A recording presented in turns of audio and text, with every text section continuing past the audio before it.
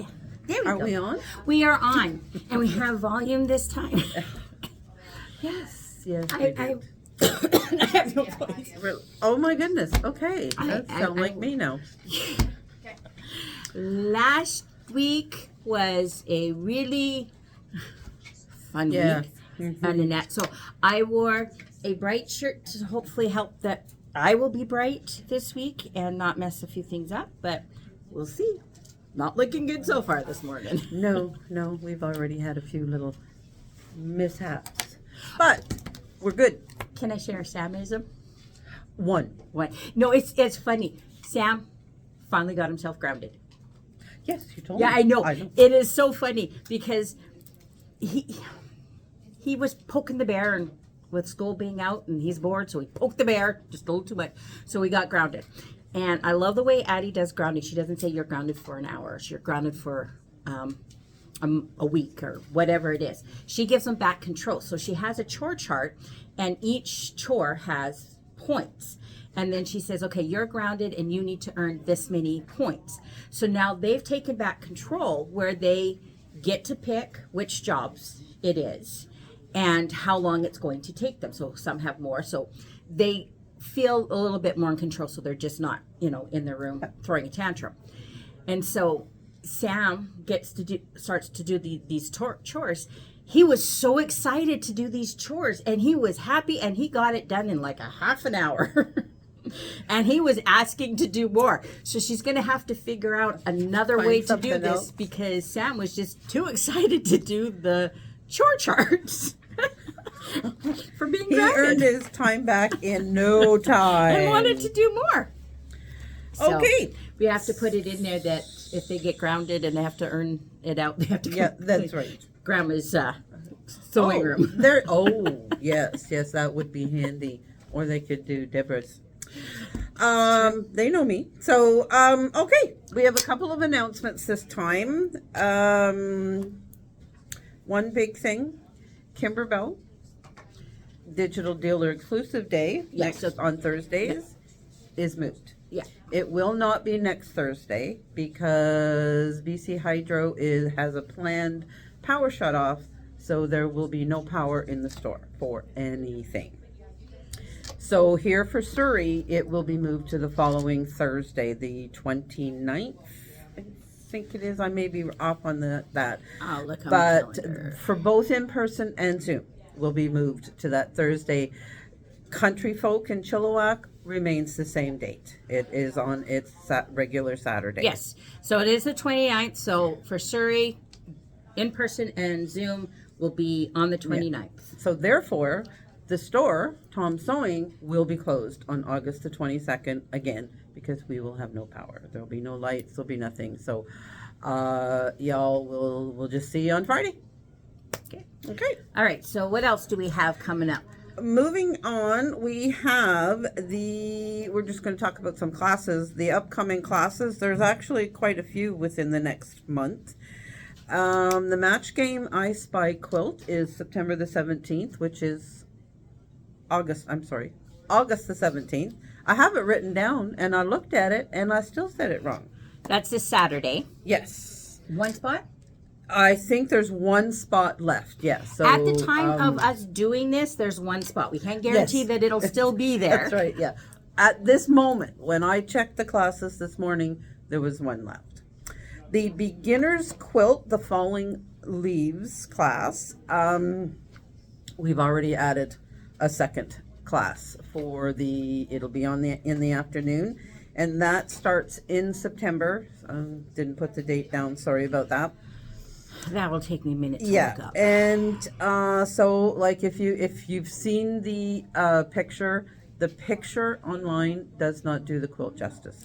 We've held it up a couple of times. Yes, it is absolutely beautiful. It really, really is. So if you want to learn to quilt with Rita, it's a great one. Or even if we've got people in there who know how to quilt. Because it's a gorgeous pattern. Yeah. So it's September 21st. There you go. September 21st. Is when it starts. When it starts, yeah. And it's a 5 or 6 week run.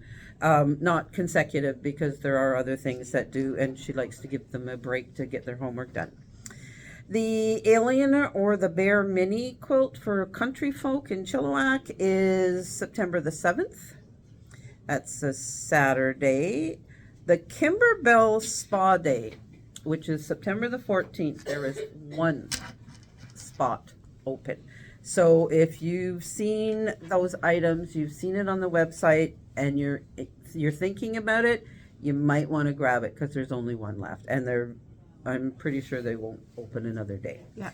So the tree skirt, we've I've been got a showing you the Santas, the snowmen. these cute? Good Lord. I've been busy.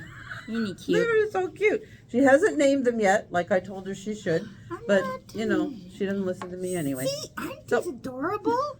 I love these ones. They are so cute. They really are cute. There's way more. So but that'll be a fun class. I know I made a big tree skirt for my daughter, and it works out so beautiful because it's so unique. It's so different than ones that you're going to see in the store. You're not going to see anything like this. The Learn to Use Your Sewing Machine classes for both the Singer and your other machines are back on. The first one starts September the 18th, and that's Learn to Use Your Sewing Machine, Level 1. If you purchased your machine through us, call, and I will book you in because it's a no charge. If you purchased your machine elsewhere, you can enroll in the class online, and I believe There's a fee. Yeah, there is a fee. I think it's But I can't $20, but don't hold me to that. And the Learn to Use Your Singer Sewing Machine. If you purchased your Singer through us, you can sign up, but you need to call me to put you in because that's a no charge.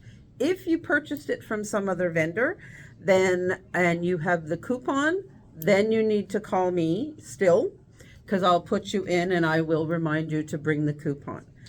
If it is you just have a Singer sewing machine and it's been laying around for a while and you haven't done anything with it and you want to learn to use it, bring it on in. You can sign up, and I do believe it's $20. So that is about it with us. We do have a tech in the store today, so we have roped Dana into giving a tech talk today. So that is All up right. next. let me go grab the thing. Just get up close. First, I'm going to flip this. We're going to go over. Ooh, you can see my drinks. All right. Hello. All right. So, building on one tech talk that we did some time ago, we've talked about what we do in the shop when we do a basic service, and in particular, we talked about cleaning it. I'd like to go back over some of that, but show you some particular places that get exceedingly filthy, even with regular use.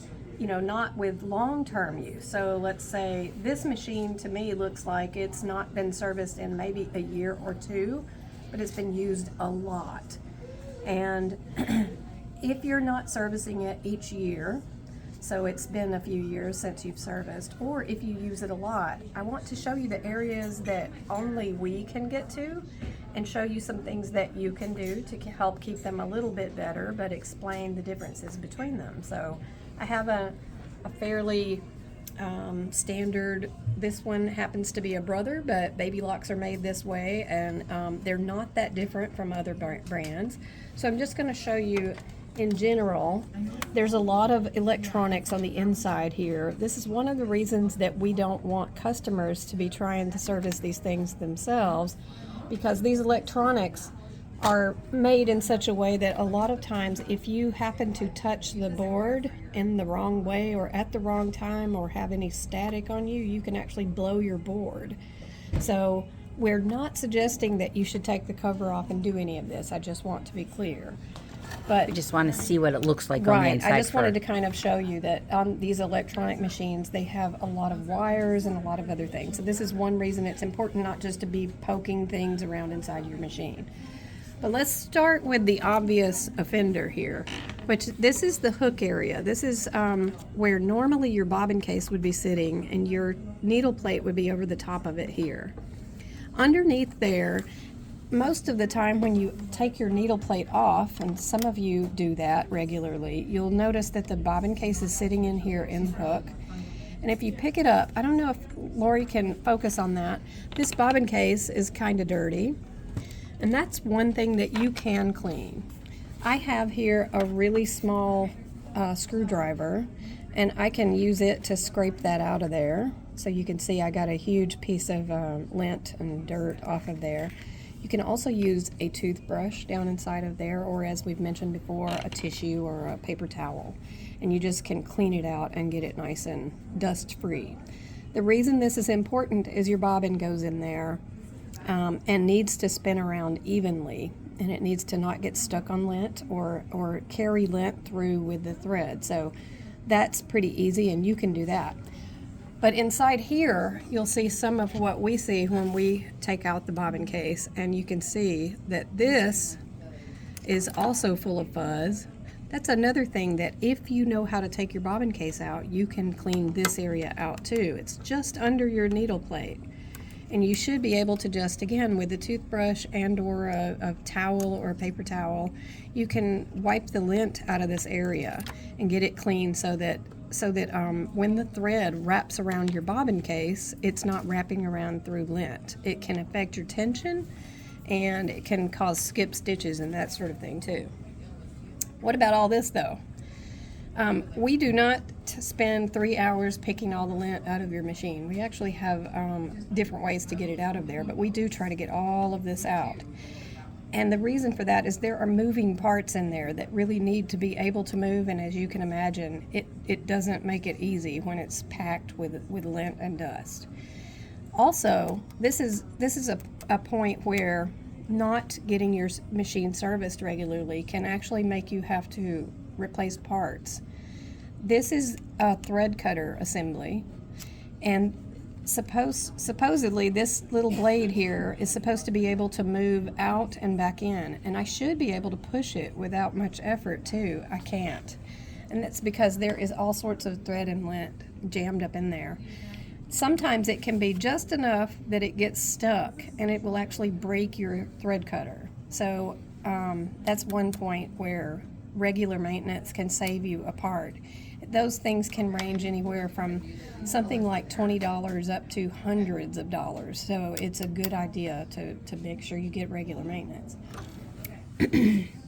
Up in this area is the needle bar and the presser foot bar. Those two things are honestly some of the only things that you generally can oil on a sewing machine, other than some of your machines will have a place to oil the hook. It's really important that you not put oil anywhere else on your new machines. On the older ones, if you don't know where to put it, come in and we'll tell you. And by older, I mean these big, heavy metal machines typically. But generally speaking, what we do up here is sometimes thread can get wrapped around your take-up lever.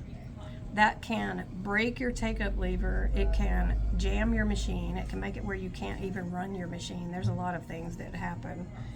It can also get so jammed in there that it can pop off the connections, and sometimes, especially on these older machines, we can't even replace them. Typically we can, but just so you know, that's another thing. In your tension unit, if you don't mind coming back over here, Lori, your tension unit is usually something like this. It's where you feed your thread around when you go down and back up and through the take-up lever. This one happens to be uncovered right now so that you can see kind of what's inside it. And one of the things that you'll note on machines that have these two discs that go together is that sometimes when your presser foot, if you recall, when your presser foot is down, the tension discs are together like this. So if you raise it, it's a little looser. On this model, it has to be hooked up to the power, so it's not usually loose at this moment. You can take either your tweezers or a small screwdriver, and you can actually get right between those discs and just see if there is some thread in there. This is a good thing to do if you're having intermittent tension problems. So if you sew and the tension is good for a while and then all of a sudden it's not, that's a big culprit of that particular thing. But if you get your tension unit all jammed up with thread and you don't get it serviced, if it's a lot of things in there, this model doesn't do that so much, but there's others that do. You can actually just ruin your tension unit. And tension units, again, are somewhere between like $20 and hundreds of dollars. That's basically the rule of thumb for everything. You can also, on these newer machines, they have stepper motors, small little motors like this one down here. It's the easiest one to see. These motors often drive one little piece or just a few little pieces inside the machine. So instead of having this shaft run everything like the old machines, you've got little motors that just run it electronically. And if there's a jam in there, you can actually ruin your stepper motor, or the stepper motor failing can blow your board. So I'm just backtracking here, but basically all of these things, this dirt and lint and dust and balls of cotton and whatever, they can really cause a lot of trouble. So that's pretty much all I can show you, other than to say that oiling your machine on the inside is one of the chief things that we do during service. And that's something that, especially on these newer machines, you really cannot do yourself. It needs to be taken apart, blown out, and then oiled. And I have a question. go ahead. Sure, Okay. sure. Some people have said that they blow out their own machines at home using canned air. Yes, we don't recommend that. Yes, for two reasons. Right. What are the You two know what reasons? are? I do, but Well, canned air has propellant in it. And propellant, that may be a third reason. I don't know if that's one of the reasons that you mentioned, but canned air is pushed out of the can by propellant, and it's usually a solvent kind of chemical. If that chemical comes out, you know how when you get down to the bottom of your canned air or any other aerosol and it still kind of shoots out some liquid with the air, especially with canned air, that propellant, if it gets into your electronics, can really cause problems. The other reason is you don't have the covers off. And so everything you're blowing is just getting further down inside your machine. So even if you're really careful with canned air, you really cannot do a good job with it. So what were the reasons? That well, you those two things, like the propellant or there's liquid that comes out, and I've heard that.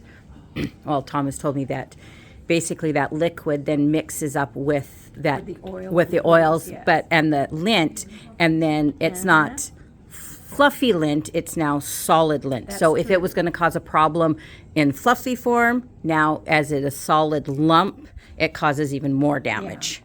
Yeah, so it's not a good idea. I mean, it's one thing to use that canned air, for instance, to just blow out your bobbin case. That's not a bad idea because you can blow something out of this little spring area down here, and that. But it can has really somewhere help. to go. It does. It's open. It has somewhere to go. But you really can't. You really can't do that with your machine without risking causing problems. I think that's pretty much the main reason. The main two reasons, yeah. You're just pushing the dirt even further back, like Tom was mentioning, that when you blow it out here, then it gets back into Yeah, all of it this just- electronics. And even if you blow it this way, there's dirt and lint on the other side, and you're blowing that in, and you're blowing this all toward the hook. That's not going to help either. Yeah. Canned air just cannot do as good a job as we can with all the covers off. Should you take the covers off ever? I wouldn't advise it. If it's an older machine and you're familiar with it, it's not such a bad idea to be able to do that. With older machines, often there's not, I'm just warning you, there's often not parts available for some of the older machines. So if you should damage something when you're taking it off or diddling in there, we may or may not be able to replace it. So just so you know, I know I'm a big proponent of fixing things when you can, even fixing them yourself. But with these guys, anything that's, say, anything electronic, and generally these machines that are about 20 years old or newer, they've got a lot more complicated stuff on the inside. But if it's got electronics in particular, and especially computerized electronics, it's just a whole nother ball of wax. So That's it for today. I don't have anything else. We do have I have some pictures that I wanted to attach to this video, and I'll send those and get them attached to the video later. Just On so you can see a couple Facebook, of- they'll be attached in the comments. YouTube, I'm still working on that one. Yeah, I don't think we can attach photos on YouTube unless we put them into the video, which we can work on later maybe. But these two photos that I want to attach are just a different type of machine with a different type of tension unit, so that you can see kind of what might be underneath the hood on some of your machines. That this one, it was like the tension unit, you'll see some strings just coming out of it. It's one of the ones that the tension unit is sideways. The take-up lever, instead of going up and down, it goes this way. And underneath the cover was all this twirled up thread, and it was stuck inside the tension unit. So this person couldn't even get a good stitch. And anyway, there's just some other photos. Well, threads break in general, and we don't necessarily, we can't tell if it broke and left pieces behind unless you got a part. Okay, Thank you. you're welcome. All right, I'm going to go back to sit beside my friend. Thanks. All right.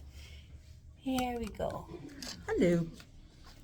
I've been here the whole time. Yeah, we know. There was a couple times we panned and we just seen you just sitting here chilling. That's okay. All right, so That's it for today? I think so. Yeah. Um, So we will have So we have tech talk, or we'll have not tech talk next week. we will have a demo of some sort Something. or I don't know. something. We'll see. We'll see Technique, what we're in the demo mood for next of something. week. We'll see where we're at.